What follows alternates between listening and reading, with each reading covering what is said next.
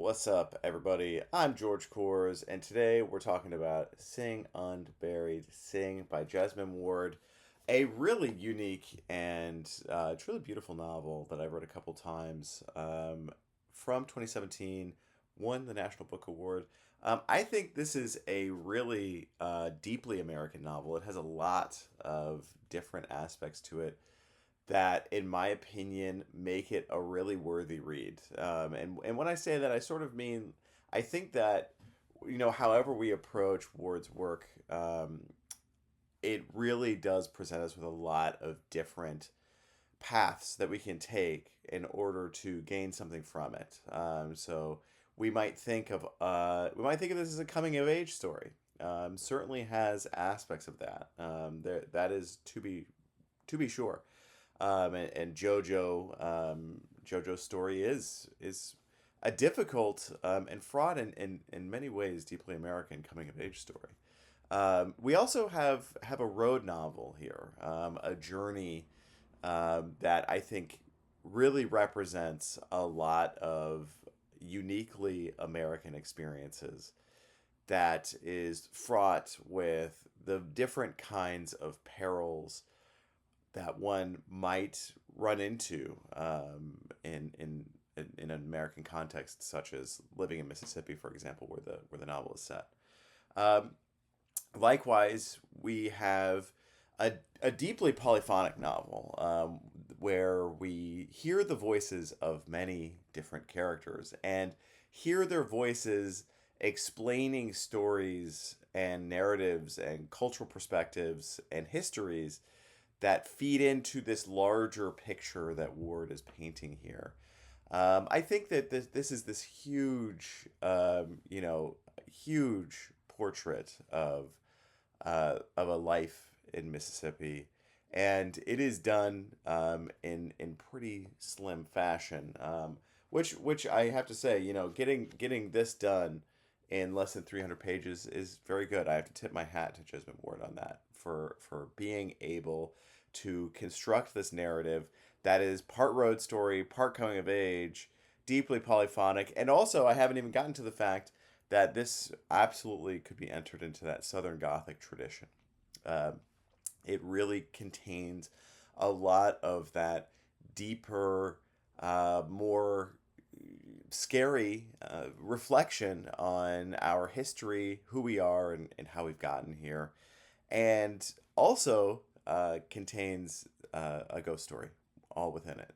So there's a ton going on in Sing Unburied Sing, and I want to encourage you to read it. I think that this is a great uh, step into delving more deeply into the American experimentalist tradition. I think that novels like this that are really concise, that allow you to not have to lug around this 1,000 page tome, and yet bounce between character to character, perspective to perspective. The timeline itself sort of zigzags back and forth between the present and the past. That all, to my taste, is a really great way for us to immerse ourselves in just how experimental we American writers can be, which is a huge, long running tradition in this country of deeply experimental fiction. And is something that is near and dear to my heart, is really important to me. If you've read Always the Wanderer, you know how important pushing the form is to me. And in an age where we have a lot of coming of age novels, for example, we have a complete over reliance on the reading of YA. I think a novel like Jesmyn Ward's Sing Unburied Sing is that step that a lot of readers can take in your reading practice to delve into what remains and is here as a long-standing American tradition of experimenting with the form in really fruitful ways, and Jesmyn Ward accomplishes that here. Um, so let's start with JoJo, who, for lack of a better term, can be our protagonist throughout this novel. JoJo's experience here is, in my taste, a really timely one for the last 10 years of American culture. In my opinion, I think the way that Jesmyn Ward is able to construct the narrative around JoJo and JoJo's experience with Leone, his mother, and River and Philomena, his grandparents, as well as with Michael, his father, really does use a lot of artful exposition and setup. JoJo, essentially, his parents are addicts, and his father, Michael, is getting out of jail. And JoJo's mother is a black woman in Mississippi. JoJo's father is a white man. And you can see how these, if we're thinking about, let's say, the philosophical tradition of intersectionality in a feminist manner, we might also be thinking about how these things are deeply interconnected. And we might also be thinking, if knowing that this is set in Mississippi, just how fraught it may be to be an addict in a place like Mississippi, a state that has its own set of particular complexities when it comes to social services, for example. JoJo's experience with all of these things is the novel. This is, all of these different factors touching on JoJo's experience and coming of age as a young person. And I think first off, the narration here is artfully done, because what Ward is doing here is just letting the reader know, as we go through each chapter, hey, this chapter is going to be narrated or focus on this particular person, and does so by labeling each of the chapters. So you, right off the bat, we're setting our expectations as we go along as readers, understanding, okay, I'm jumping from person to person here and from perspective to perspective as I go through this. And the way that JoJo, the way that Leone, the way that Pop or River, experiences all of these things, experiences this history, is really illuminating. And the way that we travel through it as readers can be I think is very illuminating. I think, Ward's narration and language here are steeped in this tradition of Southern Gothic. And I think, to me, that sort of language can be a little difficult for writers to get into, considering how much a lot of Southern Gothic writers have relied on their language and the way they construct sentences being influenced by the King James Bible, which is a very verbose edition of that, and that is something that we see at times reflected in here. But because we have our chapters labeled in this manner that allows us to understand whose narration is what, that is really, I think, a helpful aspect for the reader of the novel. JoJo's journey here, we mentioned the road novel, but the journey that JoJo experiences here is multifaceted. JoJo is having a physical journey with his mother and sister and their friend Misty to go pick up Michael from the penitentiary, from Parchman, which is the sort of physical side of this. This is the real world physical journey that's happening here. And then we have a metaphorical and almost historical, or even metaphysical possibly, journey into the past that JoJo experiences with River as they're discussing essentially a ghost story narrative from the past. And these two intertwined throughout the work. So we see JoJo going on these multiple journeys, and he's taking these odysseys, willfully or not, into a really complex and fraught context, which is this context of the deep American South, all of the history that's associated with that, and then also the context of addiction and imprisonment being associated with this. And I think, to my taste, addiction is one of the biggest through lines here. And there are a couple really significant ones.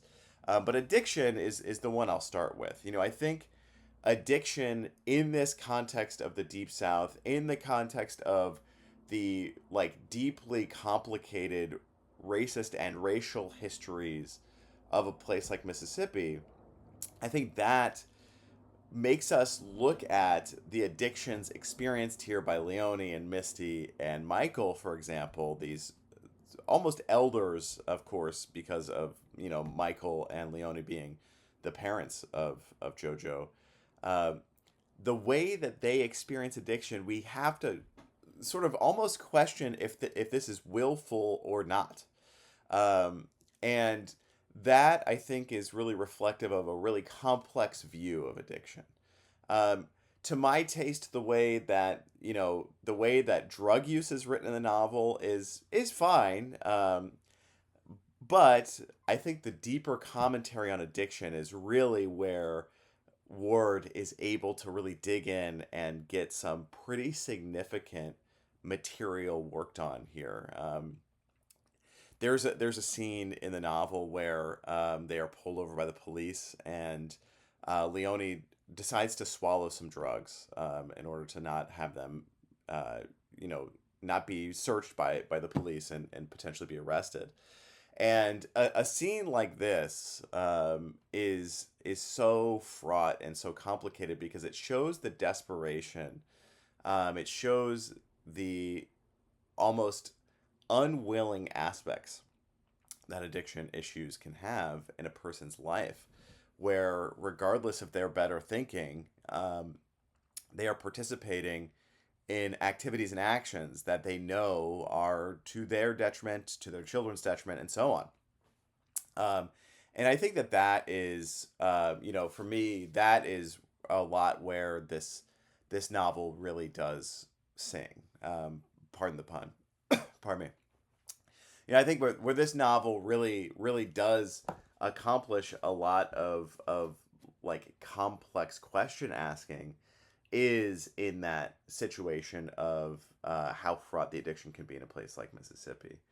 And I think that leads into the second thread here for me, which I think is also really important, which is this idea of crime, power, imprisonment, judgment, and who is experiencing these machinations of power and in what capacities.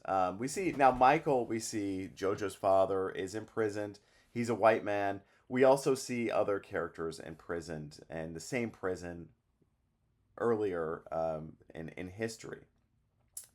And I think what this is, getting at here is this overarching looming presence of the state. It almost has a little bit of flavor for me of The Castle by Franz Kafka, where we're seeing this almost inevitable interaction with the presence of power in the state of Mississippi, and that I think is really complicated stuff, because I think that is a tradition that is way back, that continues to this day, that has been present in a state like Mississippi for hundreds of years, in different capacities, and that tradition is ongoing. And it's deeply persistent throughout the generations.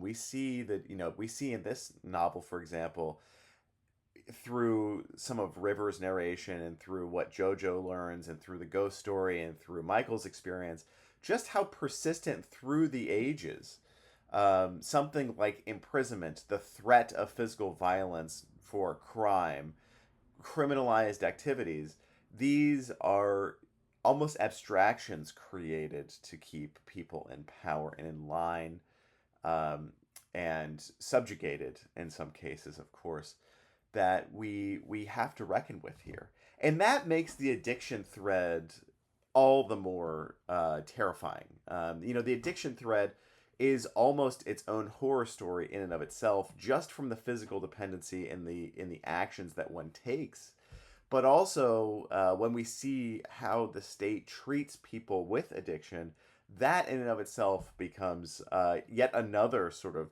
horror story thread that we go through here.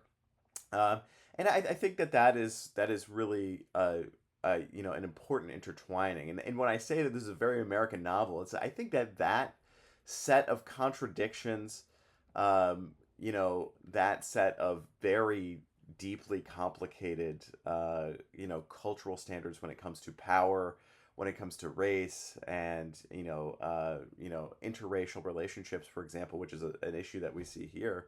That is deeply American. And as a person who comes from a family that is mixed race, I can say, sometimes it feels like a lot of America is talking about this when it's like, oh, your family is experiencing this, and that sort of power is a deeply rooted part of the American experience and is undeniable. And I think Ward does a really fantastic job at characterizing that. Um, and I think building on our discussion of prisons, the discussion of prison and its history, Parchment, and how it figures into the novel, I think is also demonstrative of this longer, greater like effect of a racial legacy that I think goes without saying in a Southern Gothic novel. Um, but it is worth noting, and this is one of those things where it can feel kind of, for Americans, if we talk about this time and time again, folks can really get burnt out on discussions of this. But I do think it is important and necessary for us to continually unpack this, because this is the legacy of much of the United States. And this is one of those legacies that we do need to continue to unpack, as uncomfortable as it may be, as difficult as it may be, for us to get here. It is definitely something that we owe to ourselves and to our histories to sort of talk through here. And I think overall, Sing Unburied Sing for me, represents this journey, sort of through these American legacies, and I think it is really quite well done. I will say, the first time I read the novel, I was a little ambivalent to it. I did appreciate what Ward was doing, but on my second revisit, I really did come to appreciate quite well the craft that Ward worked into here. And I think that craft that she was able to build all these through lines, and successfully get the reader through this really complicated journey that on its surface might seem pretty simple, um, for me, I think is very, very well done.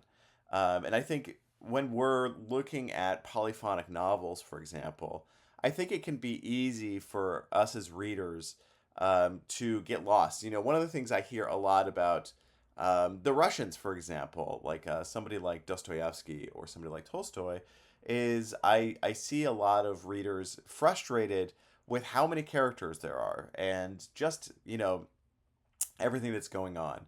And I think I understand that. I understand the inclination to want to focus in on one person. This sort of achieves a balance here between the polyphonic and the focus on JoJo. And I would say that I think is another reason why this is, such a worthy read for so many folks, because I think if you're coming from a perspective of, hey, I love coming of age novels, or I love road stories, and I wanna delve into something deeper, um, I think that Sing Unburied Sing is a great place to do that. There are a few coming of age novels out there that I think are really extremely worthy of your time. Um, but they are few and far between when it comes to ascending to a different sort of literary threshold. And I know that this maybe sounds condescending of me, but let me just say, like, if we're reading a lot of YA coming of age novels, you might owe it to yourself to delve into some more complex coming of age material. Sing Unburied Sing is one of those novels. Um, there are a few others to my mind that really reach that threshold. One is Nervous Conditions by Tsitsi Dangarembga, and another is The Magic Mountain by Thomas Mann. Um, and I think when it comes to these literary coming of age stories, there's a fine line right now in contemporary coming of age stories, when it comes to the complexity and let's say historical underpinnings of the work. And here in Sing Unburied Sing, I in 2017 when this came out, obviously extremely timely stuff. We're seeing the Black Lives Matter movement starting. We're seeing a larger discussion of systematic racism in America happening in 2017, and this fits right in there. Of course, extremely timely work. Um, but applying that to the coming of age story is really fantastically done. That's excellent art, and to take it to that next level where we are really elevating the kinds of ideas that we're dealing with, even if they're ugly or difficult or complex ideas, or if we're in a societal situation where we're maybe burnt out on discussing those ideas, that doesn't diminish the work here. And I think where I was coming from in my first read when this novel first came out in 2017, I think I was a little burnt out, just in my own reading practice. And it took me a few years to get back to it and really come to appreciate this novel. And I really do think that it does possess a lot of those qualities that I think could elevate folks' reading practice and get you used to that more experimental type novel. Um, I do think that getting used to this polyphony is a really, really important practice for us as readers. And I think for my fellow writers out there, having that polyphonic quality to a novel is a really fantastic way to sort of shatter the illusion of authority. Because what we see in a case like Sing Unburied Sing is all of these different perspectives leading into one another and leaving it to the reader to sort of decide who gets to have what authority where. Do we grant authority to Leone, who is Jojo's mother? How does addiction feed into that granting of authority that we as readers are handing out? Do we give Jojo greater authority in the narrative because we're seeing his sort of young but sober take on things, but we understand that Jojo is quite young and hasn't experienced a lot of the world, but has experienced so much already in those few years that maybe we grant more authority than we might think. And then we also have like River and Philomena, where they have their own histories and contexts that we need to reckon with in order to sort of understand what's going on here. And this is really complex and great reading. This is great for your reading practice because it really challenges the way that you're critically assessing each of the characters. And that's why I think that polyphony thread here is really important. I think that it's really, really good because not only do we get more chances for more perspectives and more narrative and more, uh, delving into the varieties and complexities of this novel here, but also, it challenges us and our assessment of it. And I think that's really good. And I think when novelists do that, that's a really great thing because I think one of the great things that a novel should do is leave you with more questions than answers. You know, I don't think that you need to have a real tidy resolution necessarily in a novel for you to leave the reader with a ton of questions. And I think Sing Unburied Sing is one of those novels that can do that. I think that it does that quite well. Um, in terms of the novel as a road novel, if that's really your thing, I do think it has the pacing down pretty well.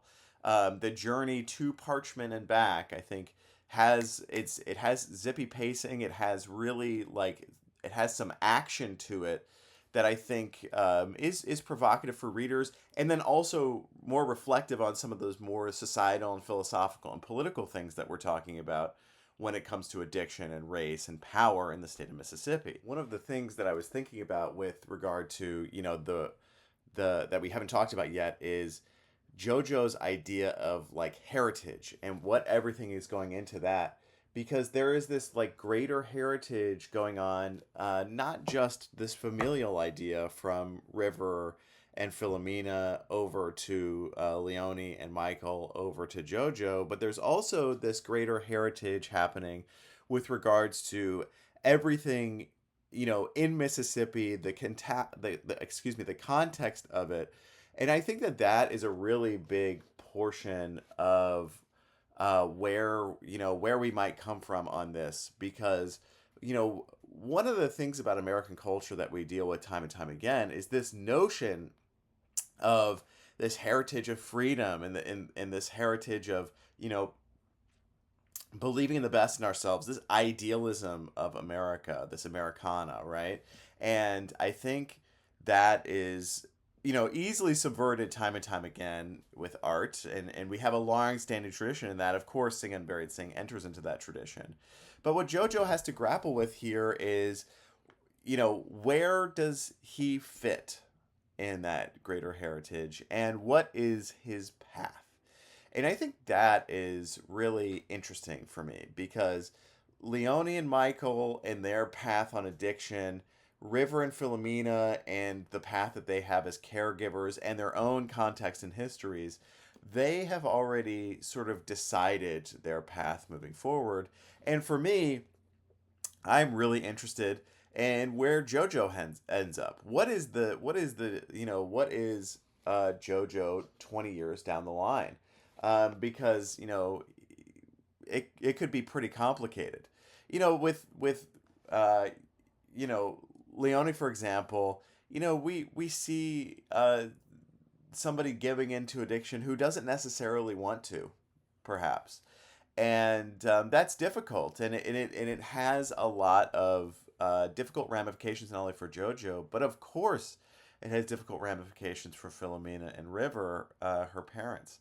And then also with Michael, JoJo's father, who's a white man, you know, we see Michael's family and Michael's parents, you know, completely given into racism and not open to necessarily having a relationship with their grandchildren or with Leone, the person that their son is in love with. And we see them already having decided their, you know, journey has already, you know, sort of forged its path, and we are left with JoJo. And I think one of the things that you might be asking, you know, that any of us might ask when it comes to reading an American novel that is like this is, does Ward give us space for hope? And I think to an extent, yes. You know, I think in any novel, really, you know, it is to the reader's discretion to sort of determine how much you know we look forward to whatever possibility there is for our characters. Um, but I don't know that for me as a reader that it's necessarily you know necessarily predicated on being a hopeful vision. It's a fraught vision, to be sure, and it is not apocalyptic necessarily.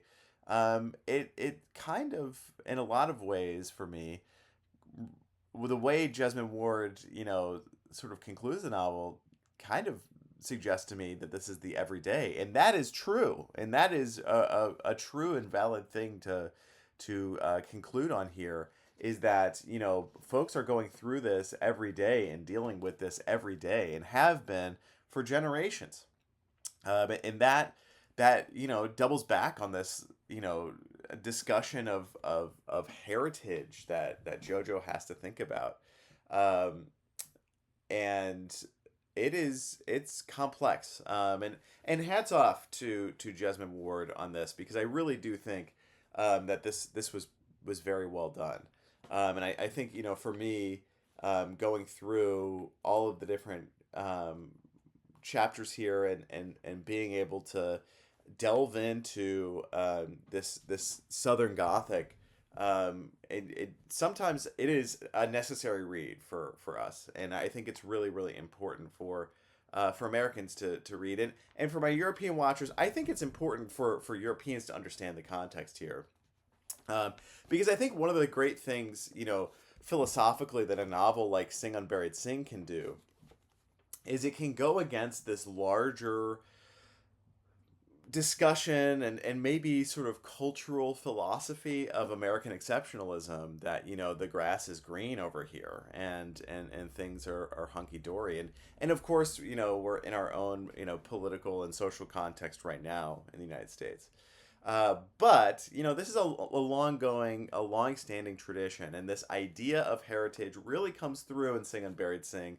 And to me, I think that that is one of the hallmarks of this novel that is so well done here, is understanding the sort of tradition of it. And I think that that is why in 2017 is a really timely novel. Is sort of in 2017, a lot of folks were tying the threads together on how long the tradition was going along.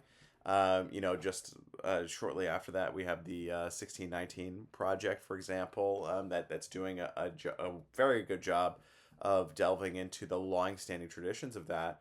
And I appreciate this novel for its place there, because I do think we owe it to ourselves in a society of individuals to be reckoning with the complexities of something like this. And I think Jesmyn Ward did a really, really good job. And I also think a relatively poetic job in terms of the language here.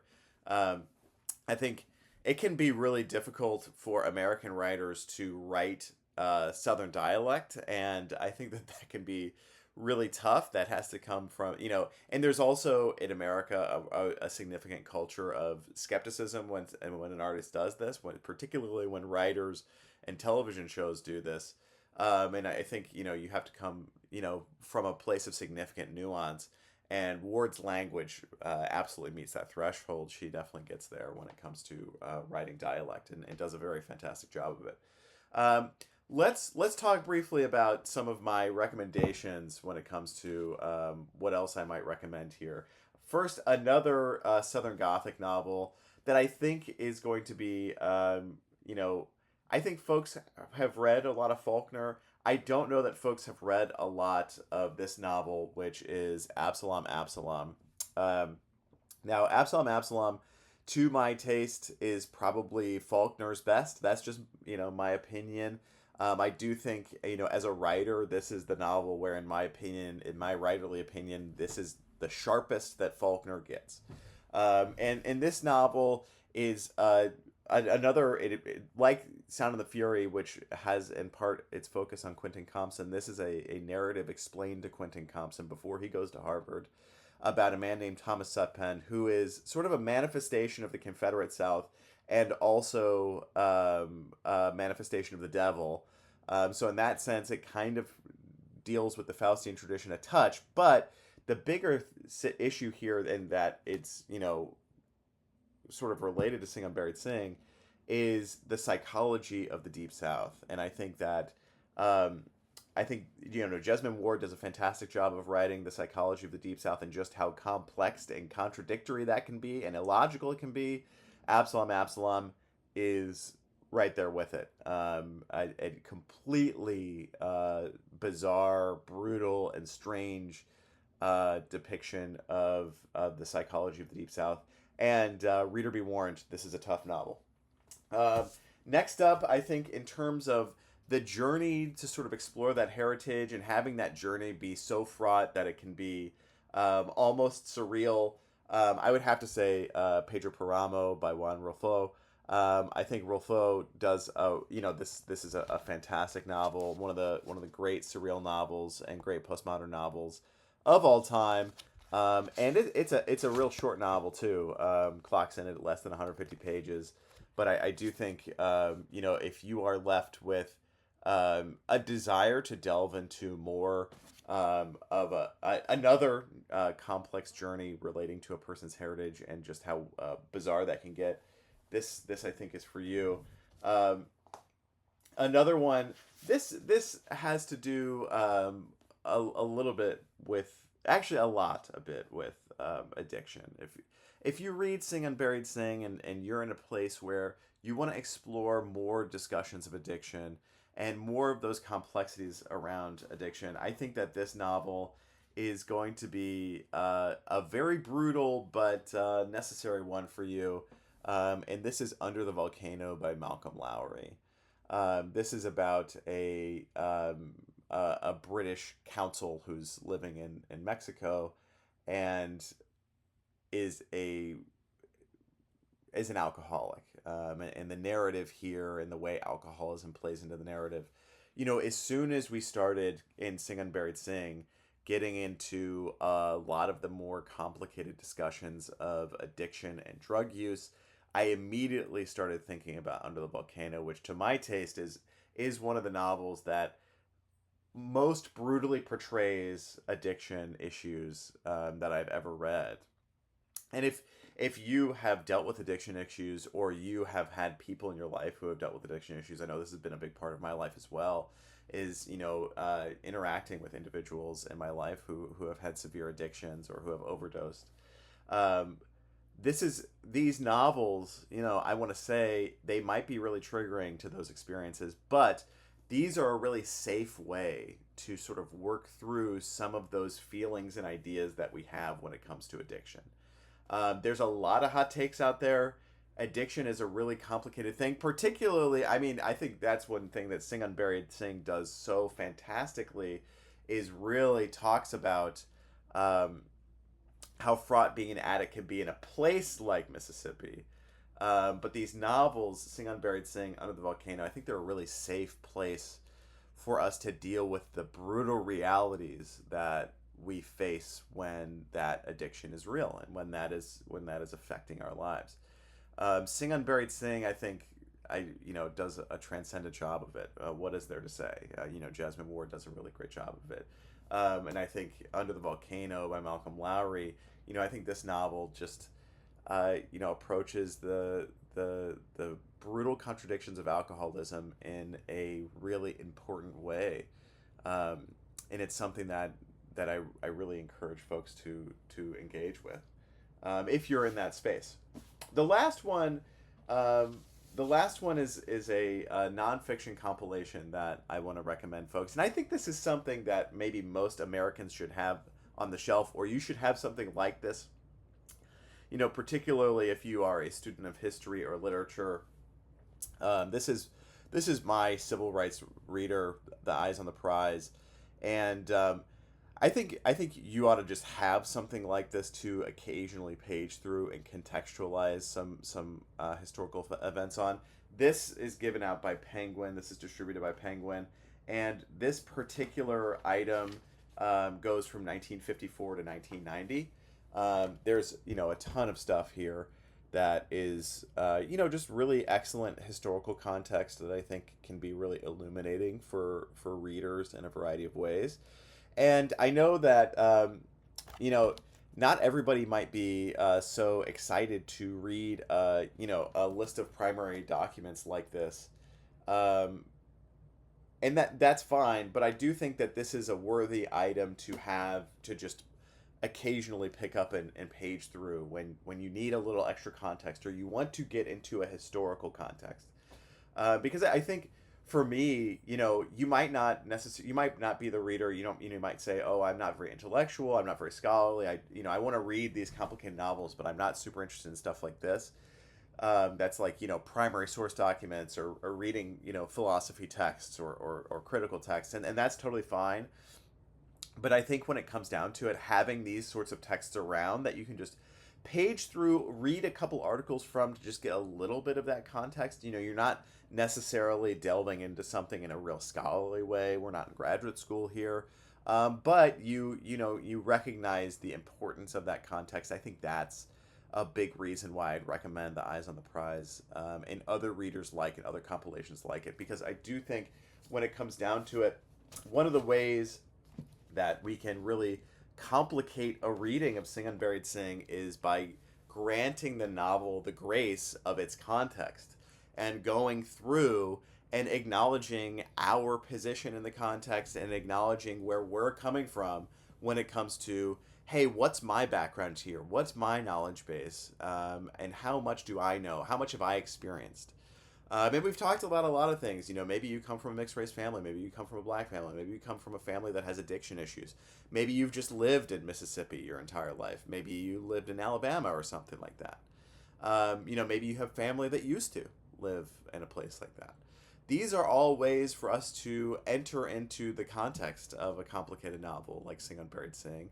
And we can further illuminate, with something like Eyes on the Prize, for example, where we are able to, really be able to contextualize in a greater fashion exactly what's going on, and come to our own conclusions in a way that's like respectful and graceful and artful. And I think that thoughtfulness is, I think Ward does a fantastic job there. You know, there's not a lot of novels contemporarily that I'm reading that are uh, so polyphonic, that have the road novel within it, that have the ghost story within it, that have the coming of age within it, and that intersection here with Sing Unburied Sing, I think is very well done, and I was very pleased to experience this novel, and I heartily recommend it. I got this novel. I was just looking at this. I got this novel at Powell's way back in the day. So if you are in Portland, Oregon, please visit our friends over at Powell City of Books. Quite the good bookstore. Um, Let me know what your thoughts are about Sing Unburied Sing. There were a few novels that were published around this time. Sing Unburied Sing is one of them that I think should be discussed rather widely. In my opinion, I don't believe in the canon, but I believe that talent is ubiquitous and contextual. That's my philosophical hot take about literary movements. And I think at that time there were a few other novels, Sing Unburied Sing included, that were published that really should be works that we talk about more frequently, more openly, and more consistently. And I think Sing Unburied Sing is right up there. I think this is one of those works that we really should be, just kind of reflecting on and experiencing, just because of how American it is.